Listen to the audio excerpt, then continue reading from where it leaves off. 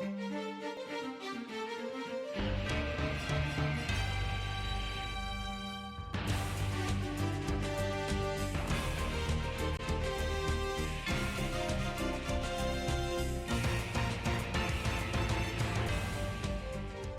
extent of your involvement before February 17th at the apartment.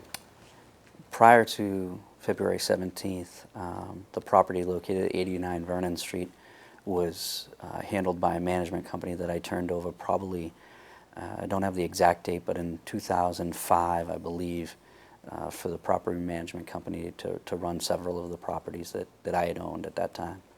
I really had no involvement at all with any of the tenants, any of the lease or rental agreements, nothing of that nature, repairs, anything. Everything was dealt with through the management company. Okay, you told me that on the day in question, February 17th, you went by the property around 4:30. Tell me what led you to go there at 4:30 and what led you to return later? Okay. My involvement in the property and in this entire situation began on February 17th, early in the morning. I was informed by the management company that there was a situation at the property and that the Unit 2 renter had come to the management office and needed to speak with me and the management company at that time. When I arrived at the management company's office, they began to tell the story of how Unit 2, which is an upstairs two-bedroom, two-bathroom unit, was being rented by one brother, Wilfredo Alvarado, and then the bottom floor, which is not a basement apartment, a bottom floor, was being rented by his brother. At that time, back in September, one of the brothers, the brother in Unit 1, vacated the property and never informed our management company at all. The two brothers, while coexisting, living in Unit 1 and Unit 2, had always paid the management company one check, a money order, as I was told. So the management company had no idea that there was no problem with rentals because they had been receiving the one check up until January. And so at that point I was informed that one of the brothers, Wilfredo's brother, vacated Unit 1 and that Wilfredo had determined on his own that he would sublet the apartment downstairs without the knowledge of myself, the management company, anyone. So at that period of time, Wilfredo stated that sometime maybe in October or just after Mr. Gonzalez had moved in, that he went to him and informed him he would no longer pay the rent because he knew that Wilfredo was illegal and that Mr. Gonzalez told him he was legal and he would have him deported. So he was at that time holding it over Mr. Alvarado's head, saying, I'm not going to give you rent until, or I'll have you deported. Mr. Alvarado paid the rent out of his pocket for both units for several months until finally he could not afford it any longer and came to our management company to tell us what the situation was. And it was at that point that we were finally informed of what was going on. We had no idea that the Unit 1 had been vacated and that he had sublet this unit to Mr. Gonzalez at this time. So at that period, I informed the management company we have to go to eviction process and immediately. They're squatting, they're trespassing. They have no rights, they have no rental agreement with our management company. I confirmed that with the management company just to make sure that they had, again, no knowledge of what was going on. They informed me that they had no knowledge, so we proceeded to court immediately that afternoon on February 17th. We entered court under the assumption that Mr. Alvarado upstairs said that the gentleman downstairs, he believed his first name was Edgar and his last name was Gonzalez, but he had no further information other than his cell phone number. And so at that point, we went to court.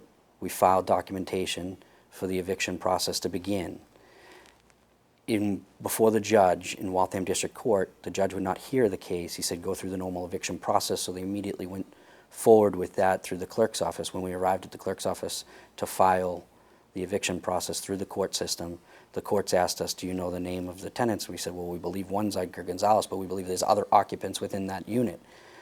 And at that time, they said, well, what's their names? We don't know. Well, how much do they pay? Well, we don't know.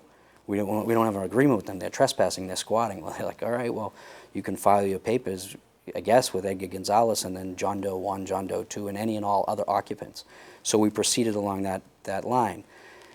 Leaving court, the management company contacted me and told me what happened in court and said that they, obviously had to file against John Doe 1, John Doe 2, and all occupants, and obviously who we believed was Edgar Gonzalez. At that time, I was out with one of my co-workers running errands and determined, at that point that I'd just go by the property, see what the real situation was, figure out who was who, what was going on, and determine the identity of anybody that was living in unit number 1. That was 4:30, 5 o'clock in the afternoon. So I went by the property, I started knocking on the door, looking around, knocked on the back door. I was there for about 5 to 10 minutes trying to determine if anybody was home. When nobody answered the door, I went to the upstairs unit, which was Mr. Wilfredo Alvarado, who had been to the management office early in that day, and I knocked on his door, and he came to the door. And I asked Wilfredo, I said, I've knocked on all the doors downstairs, I've been here for a few minutes, what's going on? Is anybody there? Are they vacated? What's going on? And at that point, he informed me that they don't come home until after 9 p.m., and I'm like, well, don't really want to come back after dark, but I want to find out the situation. I want to find out what's going on in his side of the story. So that's what led me to go back at 9 p.m. It was actually between 9:30 and 10 o'clock when we went back to the property. And when I was going back to the property, I contacted the management company to see if they would accompany me back to the property. I also contacted one of my coworkers, one of my close friends, all prior to contacting my neighbor and my friend, Officer Tracy, which would have never led me to believe that this would have blown up into what it is today. I didn't think in any way that I was abusing my authority. I didn't think that I wasn't calling a city council president. I wasn't calling in any other nature other than calling a friend to make sure that there was somebody with me, because the management company could not accompany me, one of my coworkers couldn't, and one of my close friends couldn't. So my last resort was to, as I pulled out of my driveway, I had noticed earlier in the day that Officer Tracy's truck wasn't there, which usually means he's working. So I decided at that point to contact him to see if, he was around and just swing by and make sure that, if I opened, if they confronted me in any way, that somebody would be with me. Right, so and I just interrupt you there, so you were under the impression that it wouldn't only be Gonzalez, there could have been a whole, an apartment full of people. Now, when you decided to go over with Officer Tracy, you noticed he was in uniform and that he was in a car. Did that arouse, did you think, oh, maybe he should, step away or call it in? Did you, at any point, did you think about that? I did only in the fact that, just to make sure that if, he wouldn't get in trouble. I just said, you're not going to get in trouble for coming by. No, he had mentioned, no, we do it all the time. We always, stand by if need be at a breach of the peace or something like this with landlord-tenant issues, He didn't feel that he was doing anything wrong. I think he thought it was normal procedure for what police may or may not do on a daily basis, as I thought it would be too. So, we continued on, with the assumption that there was nothing wrong with what we were doing. To this point, at this juncture, obviously I recognize the fact that he just probably broke protocol and should have called it in to the station, or in that I should have called 911 and had somebody respond. But I didn't want it to develop into that type of situation where it's, police at the thing. All I wanted to do was just to find out and identify who was there and what was going on in their side of the story. Okay, so what, tell me what happened. You went to the apartment, and I want you to include just everything that was said. So you and Officer Tracy showed up at 89 Vernon Street. What happened then? I went into the front door, and I knocked on the Unit 1 door, which is the downstairs unit. I'd knocked for several minutes. Officer Tracy was out on the porch. It was a couple minutes before the door was answered. Gentleman opened the door, and I said, I'm looking for Edgar. And he said, I'm Edgar. I go, Edgar Gonzalez? Yes. I said, Edgar, what's going on? I said, do you know who owns this property? No. Well, who do you pay rent to? I pay rent to the upstairs, Mr. Alvarado. And I said, well, he doesn't own the property. I said, you do know that, well, we went to court today. Within 24 to 48 hours, we're going to have you served with notice to quit. You're going to be evicted. Well, what do you mean? I live here. And at that point, I said, do you have identification? Straight said, do you have identification that says you live here? Because I said, you're squatting, you're trespassing. And at that point, he handed me an identification, no driver's license, just handed me an identification that identified him as living at 89 Vernon Street. I said, geez, you don't get these overnight. You've been here for some time. I said, well, who else is in the apartment? I've been told there's other occupants. Who else is here that has identification that says they live here too? And at that point, he said to me, well, they're not home. There's two other gentlemen, they're not home. The only one home is my brother. So at this point, I'm recognizing that there's 4 occupants in this apartment. And I said, well, does he have identification that says he lives here? And he closed the door on me. He went back into the apartment, got his brother, and opened back up the door. Again, several minutes later, his brother was there. He said his brother does not have identification. His brother was in high school. I'm like, I felt bad. I'm like, here you are. What's going on? What's the real situation here? He said, well, you're not coming to my apartment. You have no court documents. Show me your court papers. I said, I don't have court papers, and I don't want to go into your apartment. I don't need to get into your apartment. I need to know what's going on.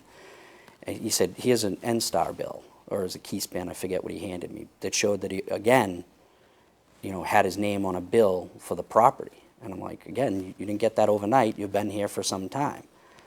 So I'm like, well, you know what? To be honest with you, I said, we've been in court today. We're going to evict you. So, well, do I got to get a lawyer? Get whoever you need to get. At that point, you're going to have to answer to the court. And at that point, I walked right out the door. Now, what did Officer Tracy say to Edgar Gonzalez? Just you have an identification to provide to him. He did not say threaten him or intimidate him at any time? There was never a threat in any way to Mr. Gonzalez. One of the claims that he makes is that he was going to be deported. The entire length of time that I was there, and from the original story that I was told this morning, in that morning on February 17th, was that Mr. Gonzalez was legal. So I went there under the assumption that he was legal, so I would have never mentioned the fact that, you're going to be deported. And then another claim that Mr. Gonzalez makes is that we threatened him to tell him that we were going to return within 24 hours. I said 24 to 48 hours he'd be served by a constable. He said within 24 hours they were going to come back and make sure that I was gone. Well, if that was the case, then he should have to address the fact that nobody's ever been back. I never went back to the property. Officer Tracy never went back to the property. And none of these allegations were made until 3 weeks after that night on February the 17th. And the claims about malfunctioning heat, the reason why he hasn't been paying rent, those allegations didn't come out until he was served by a constable to evict the property on the 25th. So there's a pattern of, I think, Mr. Gonzalez in making misrepresentations. Since you mentioned those, the things that went wrong at the apartment, we went to Waltham Health Department. We learned that on March 25th that Mr. Gonzalez had filed paperwork to say that the heat wasn't functioning. In addition to, and then the inspector performed an additional inspection, determined that a short list of things was wrong. When were you aware that the heat was not working? Were you aware before February 17th? Had you heard anything about the heat not working before February 17th? No, not to my knowledge. What about the management company? The management company, I believe on sometime in February, the management company had done there had been an inspection by the insurance company of the property, which found a leaking pipe in the basement, which they had replaced. But to our knowledge, there was never a report from any of the tenants that anything was malfunctioning, not working, anything like that. There was never anything, to our knowledge. Before February 25th, which was obviously several days even after I encountered Mr. Gonzalez at the property.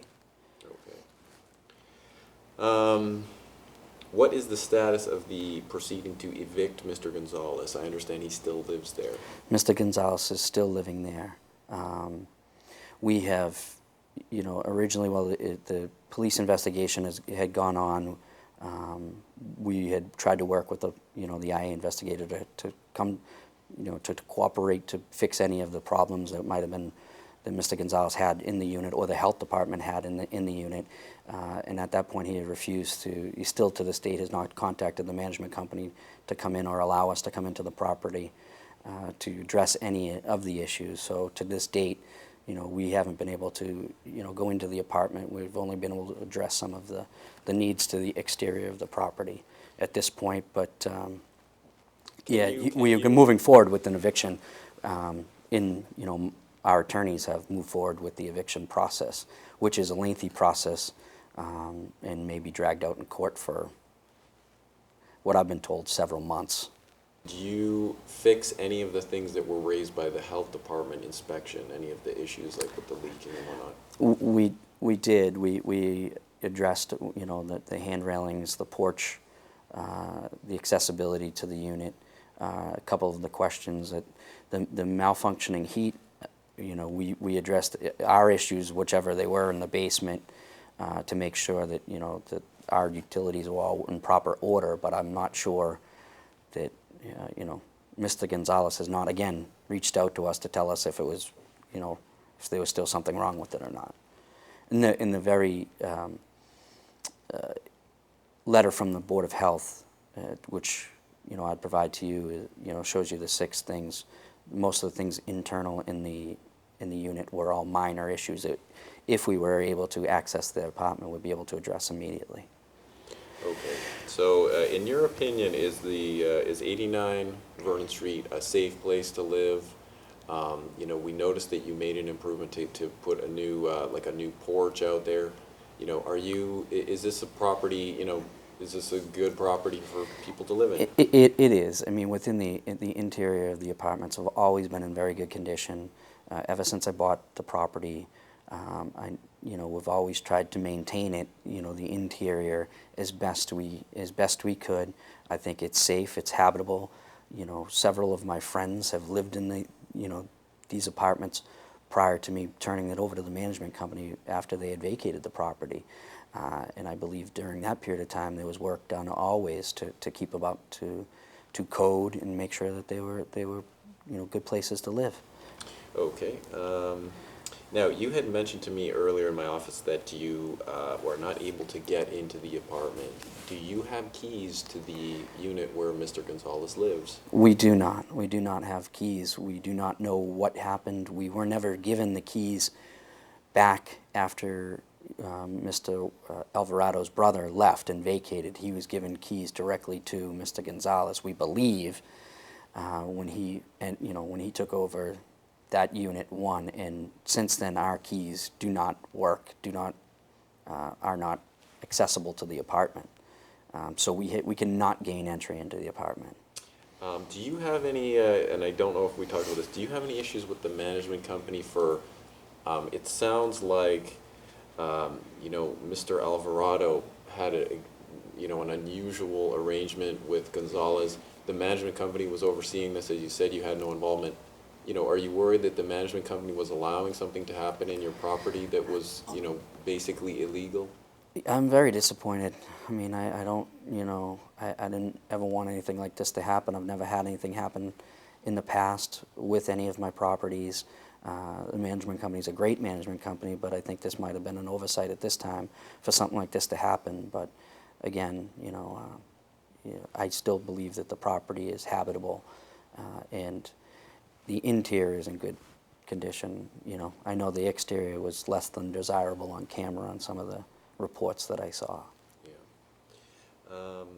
All right.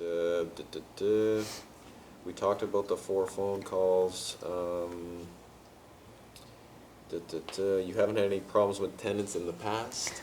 I've never had any problems with tenants in the past. I mean, this is probably the most unusual of circumstances. I've explained this circumstance to many people that I know, many who are landlords themselves, and tried to explain how we got to this point and how this all took place, what actually happened. As I mentioned, 2 brothers paying one rent, one brother leaves, and the other one sublets downstairs. I mean, nobody has ever heard of how something like this could happen and how it could escalate into this, and I'm amazed. I'm amazed. I guess to people in Waltham, part of the story is that you are such a recognizable figure. Your father and you run a very successful local business. You're the president of the city council. We interviewed you here. You were going to run for mayor. The people involved, the tenants over there, they seem like they're from an entirely different world. Are you worried that people like that live in a property owned by someone like you? I'm actually deeply concerned with the fact that I know that the property on the exterior has been less than desirable, and I made attempts in the past to try to address those needs, as I provided you some documentation that shows that it was a substantial amount of money at that time for me to put siding and a new roof on the building immediately when I thought it was going into disrepair. So I actually had to forego some of those things and try to save and put those financial resources into other things. I'm concerned that people might look at me in a different light, that they think that I think I've been called a lot of things in the newspapers and by bloggers lately, but I can assure you that it was never that day. There was never any malicious intent to go over there and threaten or to tell a tenant to get out of a property. It's uncharacteristic of me. Our family's history in this community, our love for community. I'm actually disappointed in myself for letting the property become the eyesore that it had been. Obviously I should have put the financial resources into that immediately, but as I said, at that time I did not have them, and so I am concerned. But in every attempt to make it better, I will. Okay.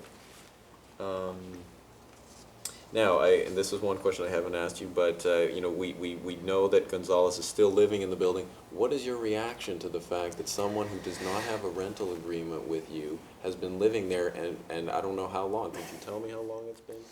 Our court documents state that we believe that has been occupying the apartment since September of 2010. It's disappointing. It's disheartening. I mean, I wish we could have, or Mr. Alvarado would have reached out to us earlier so that we could have addressed this, worked with the tenant. I never wanted to kick anybody out or make anybody homeless. I always try to address the needs immediately. You never want to put anybody out on the street. I mean, but in the end, I do believe that there was some type of scam going on between the 2 tenants, and at that point, I think that in the end, we have 2 units in that property. One is occupied by Mr. Gonzalez to this date, going through the eviction process, may be there for several more months, having paid not a dime in rent to either the management company, to myself, to anyone over the period of time that he's lived there, and a second floor unit of a gentleman who was deported and has vacated, or we had put in the process of making sure that they also vacated the property. And to this date, after they're given notice to quit, they both live in these. They're still living in the apartment. So there is absolutely no end in sight, to my knowledge, through the court proceedings, to have the property back in good standing and rental agreements in place, and to begin to move forward. I have no income for the property at all, and I may be forced to lose it. Were you able to calculate just how much money you lost from Gonzalez and other tenants involved?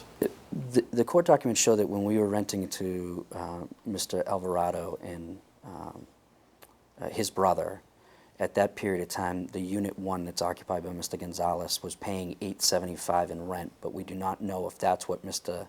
Alvarado was charging Mr. Gonzalez. We don't know if they had some type of other financial agreement, that was in place. So again, we don't know. And, as I've said in the past, anybody else they have to do is ask Mr. Gonzalez to provide documentation that shows that he's made a check out to our management company, or made a check out to, or whomever he's paid rent to, showed receipt of rent, or a rental agreement, or a lease agreement with either J.A. Wood Management, or Stahl Realty, or Paul Brasco. If he provides that documentation, I think that would probably give credence to a lot of his claims. But to this date, he never paid one dime in rent to us, and to say that it was because of malfunctioning heat is just a lie. You had mentioned that someone was deported. Who was deported? Mr. Alvarado, upstairs in Unit 2, who Mr. Gonzalez had threatened to have deported had he told about this situation, has since been deported that I'm aware of. Do you know what reason? I knew he had, he had conflicts with the law. And I only know that because I read through Police Beat. I saw my address and I saw his name appear there, and I couldn't believe that was happening as well. Yeah, I mean, it's just, again, it strikes me as unusual because, did your management company run background checks on any of the, Mr. Alvarado? They might have determined that he wouldn't be a good tenant for you? That I am unaware of at this point. I normally I know they would, but I'm not so certain right now as to what took place to actually get us into this position. Okay. Let's move forward. And I don't know if we have this.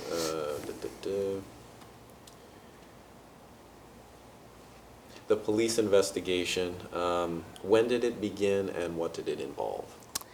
The police investigation began somewhere in mid-March upon a receipt of a complaint written to the police department, and I guess the mayor, I was not informed that it had gone to the mayor, but I guess it had gone to the police chief, had initiated an internal affairs investigation into that evening due to a complaint that Mr. Gonzalez had submitted to the chief of police to look into the matter.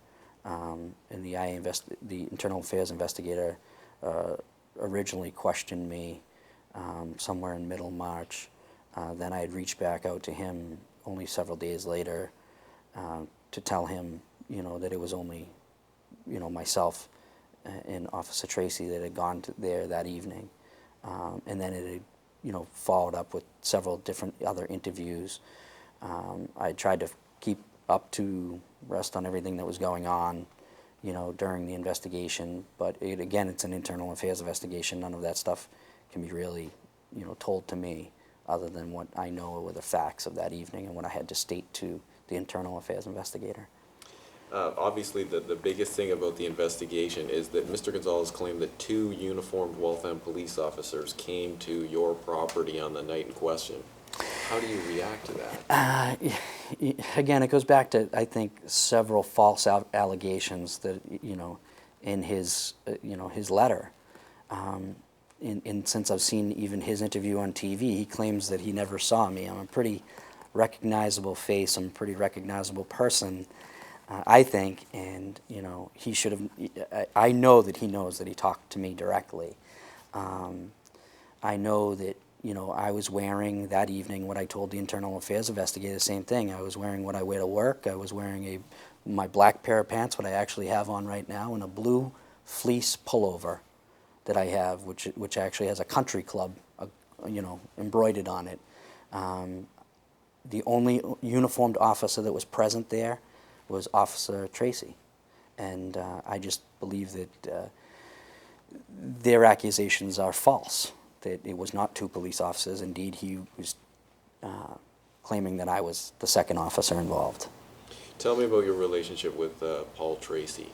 Officer Tracy is a very close friend of mine. We've been friends for a long period of time. We are neighbors. We, have hung out together. Our kids play with each other. Our wives hang out and talk to each other. We share a fence with a gate in between. We've celebrated holidays together. We have a pretty close relationship. So I looked at it as calling upon a friend to assist me that evening. And I think others have misinterpreted it as me trying to abuse my authority as Waltham City Council President. And, I can assure you, as I said before, if there was any malicious intent, or there was any type of reason for me to go there and, to threaten, someone, I wouldn't. First of all, it's uncharacteristic of me. And secondly, I wouldn't call upon the Waltham Police Department. I have other family members that I've told other reporters too, that are in the police force, that are in police departments. I have very good friends that are in state police force. I mean, if it was a matter of using police presence to intimidate or threaten somebody, that's the furthest from the truth it could possibly be. One thing that the police investigation revealed is that, not that the police investigation, Mr. Gonzalez's attorney doesn't feel like he was given he and his client were given a fair shake by Waltham Police because of your ties to the police department. How do you feel about that? Do you think the Waltham Police conducted a fair and objective investigation? Absolutely. Absolutely, because I have to say, and I've not been involved in any other internal affairs investigations ever in my life, but the thoroughness, and I give all the credit in the world to the officers and the chief for all that they have done in this investigation. I think they've actually gone above and beyond, under the circumstances of a situation that I feel might have been blown out of proportion. I'm sure some don't look at it that way, but I know that many man hours have been put into this investigation. While talking to the internal affairs investigator, I saw numerous documents that they went through. As I told you before, they pulled phone records on myself, on Officer Tracy. They did what I believe is probably the most thorough of investigations possible. I can't complain about that. But that's... Okay, how do you feel about the fact that I know Jerry Leone's office has decided to step away from this one. Now, what about the Attorney General's office is looking into this? Your reaction?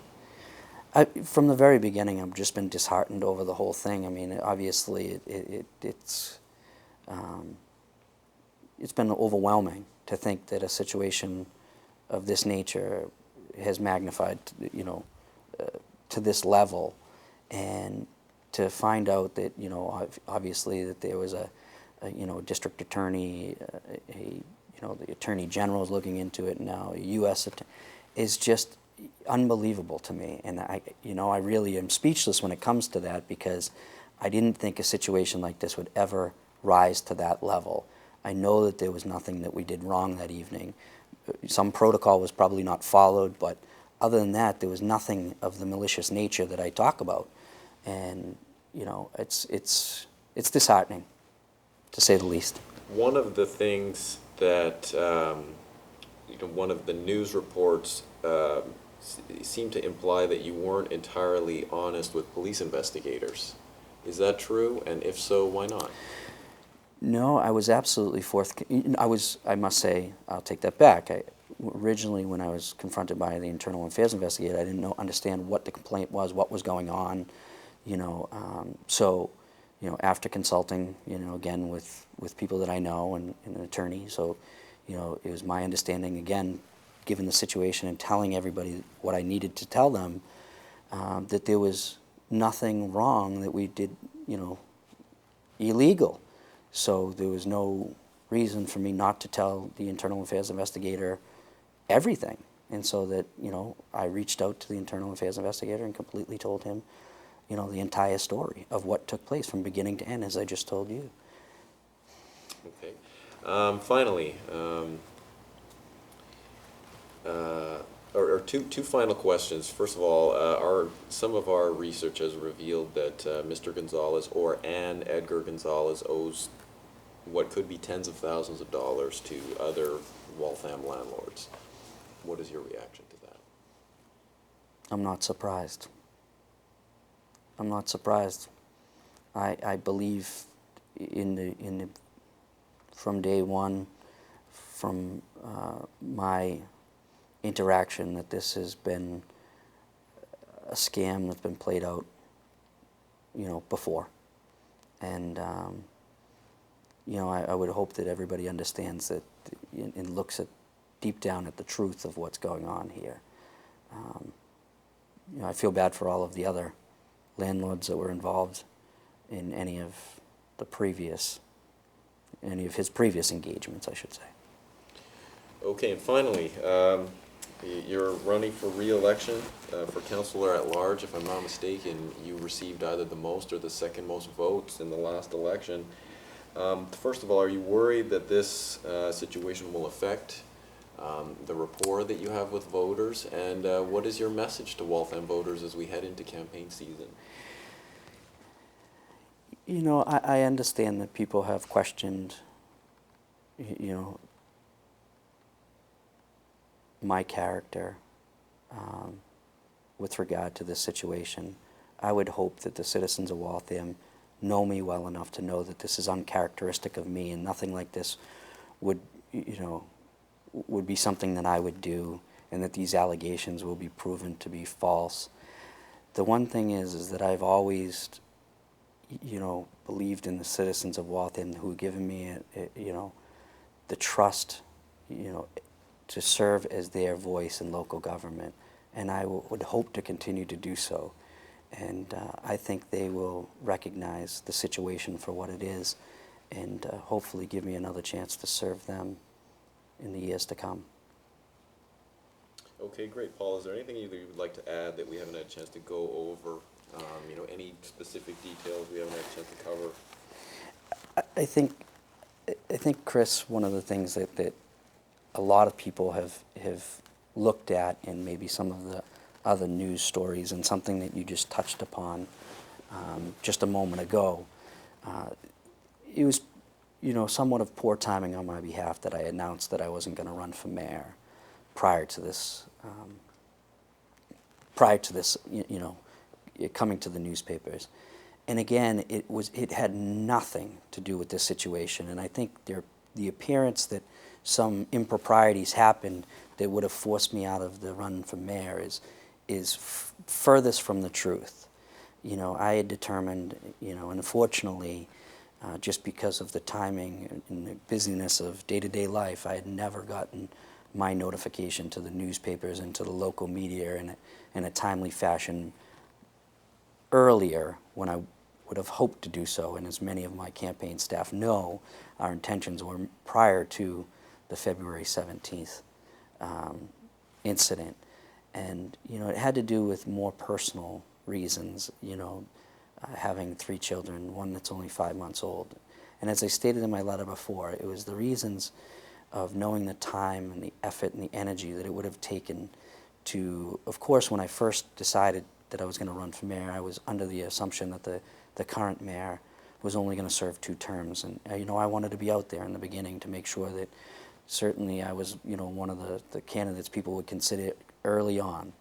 And then the mayor had determined that she was going to seek a re-election. And at that point, I had to, weigh the options of how tough it would be to beat a very popular incumbent mayor. And, I did a lot of research into that. And during that period of time, I had the experience of burying a young girl who was 4 years old, that her parents would never have the opportunities that I have now, with 3 young children of my own, 6, 3, and 5 months. And to know that I'd have to give 110% of my time away from my family, away from my business, I opted not to. And I did that early on, prior to any of all this going on. And unfortunately, my letter came out close to this incident coming public. And it in no way, shape, or form had anything to do with me not running for mayor. And I hope to, in the future, be a consideration to many of the citizens of Waltham, maybe for a future run for mayor. But at this time, I wanted to and have opted to spend as much time as I can with my family. And I've been able to do that and balance those needs with, being a city councilor at large. Although it is time consuming, and a lot of the things that we do and the giving of our time, you know, is a lot. I've still been able to balance those things in a fashion where I would like to continue to serve on the city council. And I hope in the end people will give me that chance again.